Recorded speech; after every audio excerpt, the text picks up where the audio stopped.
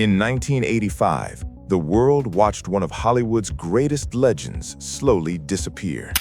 Rock Hudson, the man who defined romance, strength, and classic masculinity, was no longer the untouchable giant audiences believed him to be. Cameras showed his shrinking frame. Newspapers whispered a terrifying word, AIDS, and millions sat in stunned silence. But what the public never truly grasped was this chilling truth. Rock Hudson did not collapse alone. Behind the glowing lights of Hollywood's golden age, a silent chain reaction had already been set in motion. One by one, 7 other male stars were unknowingly pulled into the same nightmare.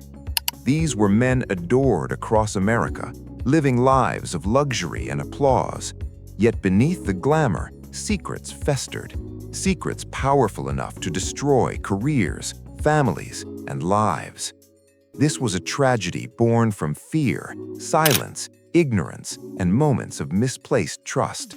A story of HIV spreading not only through desire, but through blood, kindness, and fatal mistakes no one saw coming. This is the story Hollywood never wanted you to hear. In 1984, Los Angeles glowed like a dream carved from gold. On the set of Dallas, Timothy Patrick Murphy stood in front of a mirror, adjusting his collar. At just 25 years old, he was beautiful, adored, and rising fast. Playing Mickey Trotter on one of the biggest television shows in America had turned him into a household name.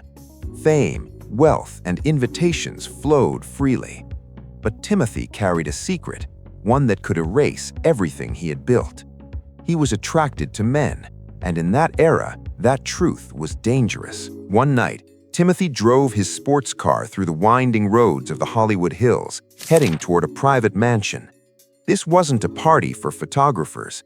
It was an invitation-only gathering where masks were removed and power ruled in silence. Inside, champagne flowed, bodies moved in shadows, and temptation filled the air. Then Timothy saw him, Rock Hudson. Older, still commanding, still magnetic. To Timothy, Rock was more than a star. He was proof that survival was possible. They talked for hours, about movies, about careers, about the unbearable weight of living a double life. As alcohol blurred judgment, admiration became desire. No promises were made, no future was discussed.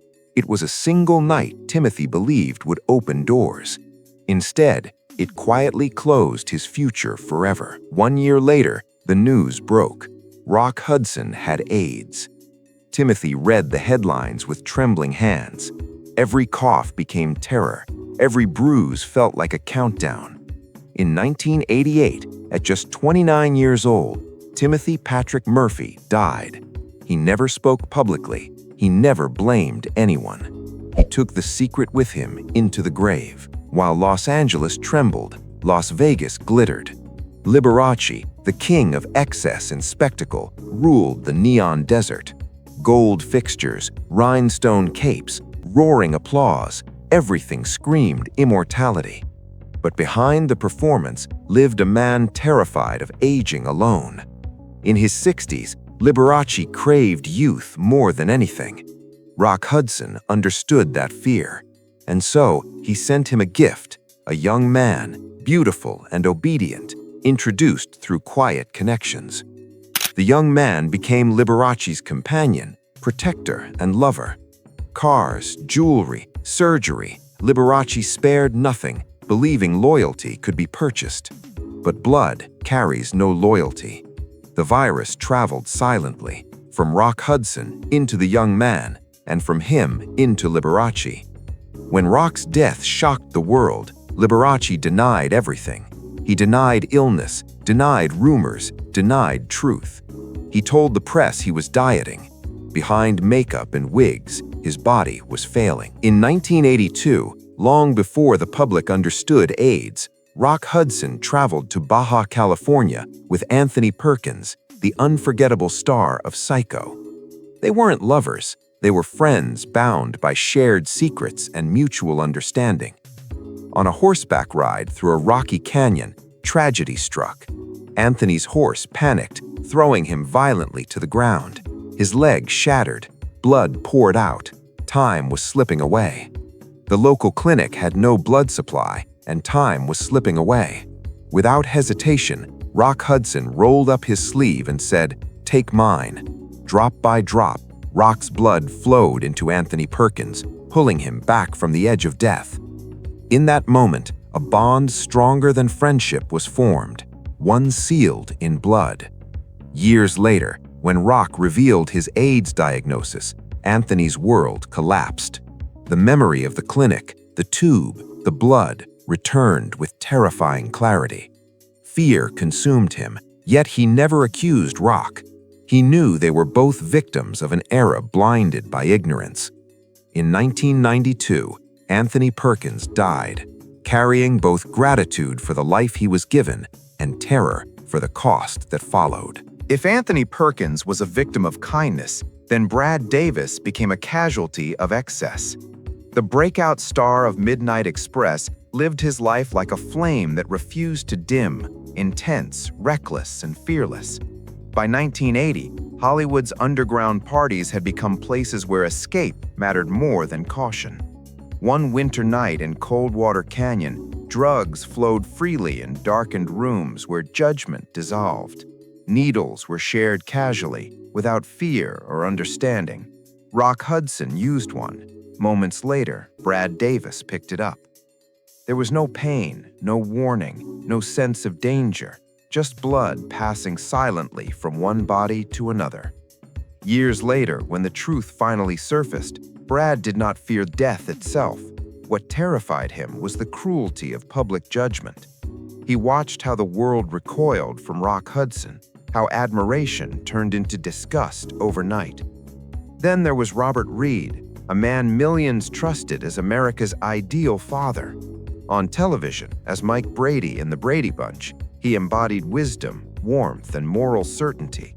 Families welcomed him into their homes every week, but off-screen, Robert lived under suffocating pressure. He hid his true self, carrying exhaustion that never faded. To keep up with Hollywood's demands, he turned to a Beverly Hills doctor famous for vitamin injections that promised energy and perfection. One ordinary day, fate intervened cruelly. Rock Hudson exited the clinic just moments before Robert entered. A reused needle, a rushed decision, a single careless act. Infection passed without a sound. Robert Reed never imagined that his effort to remain professional and reliable would cost him his life. Unlike many others, Dak Rambo refused silence. Known for Dallas, he was charismatic, confident, and openly bisexual at a time when honesty came with consequences. Dak believed, like many did, that sleeping with women meant safety. He was wrong. A woman who had previously been with Rock Hudson unknowingly carried the virus to him. When the symptoms appeared, Dak faced reality head-on. Instead of hiding, he chose courage. He publicly admitted he was HIV positive, warning the world that the virus did not discriminate. Hollywood turned away from him almost instantly. Roles vanished, doors closed. But Dak Rambo's honesty saved lives, shattering dangerous myths and forcing a painful truth into the open. The final tragedy belonged to Wayland Flowers, the brilliant ventriloquist behind Madame. On New Year's Eve 1983, during a glamorous party, Rock Hudson stumbled through a glass table, severely cutting his hand. Blood spilled everywhere.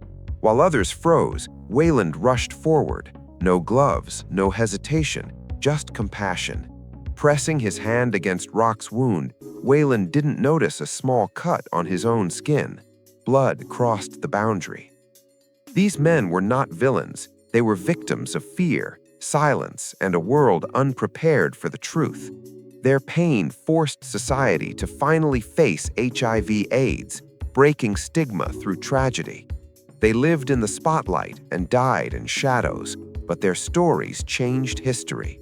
If this moved you, like, share, and subscribe so these voices are never forgotten. Thanks for watching.